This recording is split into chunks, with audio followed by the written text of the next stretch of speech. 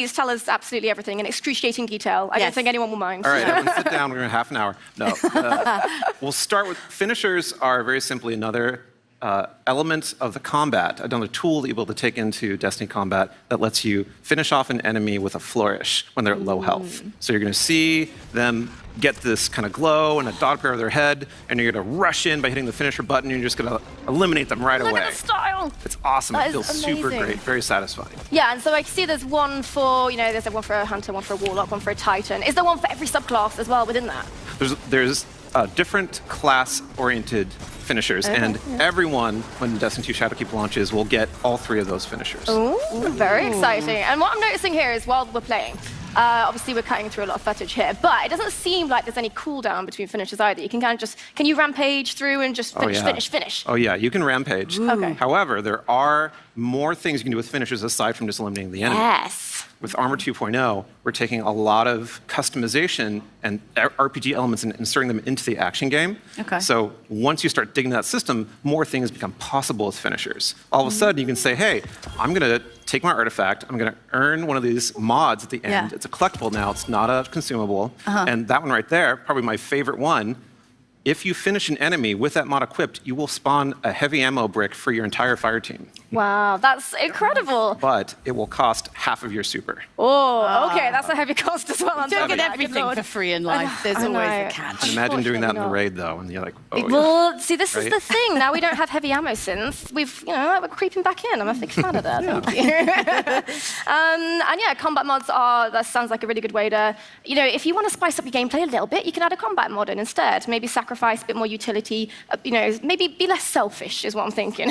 Well, there's totally selfish ones too. Oh, okay, go on.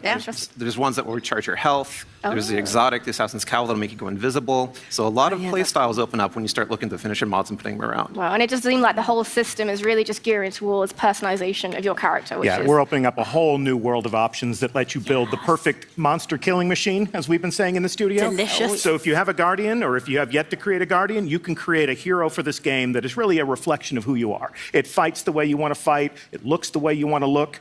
We even just took a look at some of the different options that we have in the game for selecting your difficulty, so that you can go in and you can play Destiny exactly the way you want to play it. You can earn extra rewards for taking bigger risk. If you stand toe-to-toe with your enemies and you use a finishing move, you can, what were some of the things we were talking about before? You can charge your health, you can go invisible, you can spawn ammunition for you and your team, more beyond that. And that doesn't come without risk, does it? Are you invulnerable when you do these You are moves? not. You are not invulnerable. So when you've got that one guy on your fire team who just can't help himself and has to do a finishing move, and then he dies, and you're just, thanks for ruining my flawless run. Well, it's exciting. You see that glow across the battlefield, and like, if I get that guy, I can get that rocket, I need it. And so you rush across, and Can it's you do a risk it on reward. the really big bosses?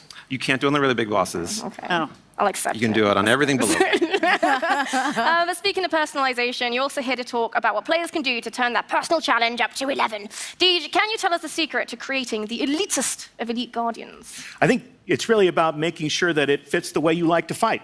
So if you're the type of player that likes to get up close and personal with the punching, if you got that Titan sensibility about yourself, exactly.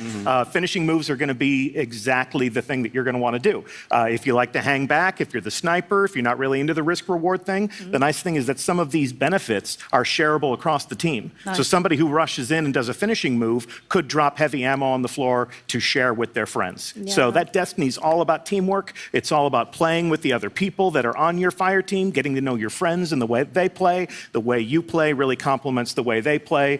That's the ultimate team right there. I feel like Leah seems to be really judgmental. I don't think I'm quite up to the challenge. But what do you guys think? Does that sound pretty ace? You big Destiny fans?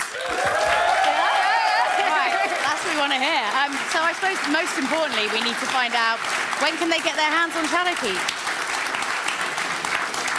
Well, I keep forgetting you're so loud every time I ask that question. No one hears me. When can we play the game? Play the game on October 1st. Okay, so that's not so long. That's not so long. It's so far. Well, it's really long for Leah, not so far for everyone Counting else. every minute.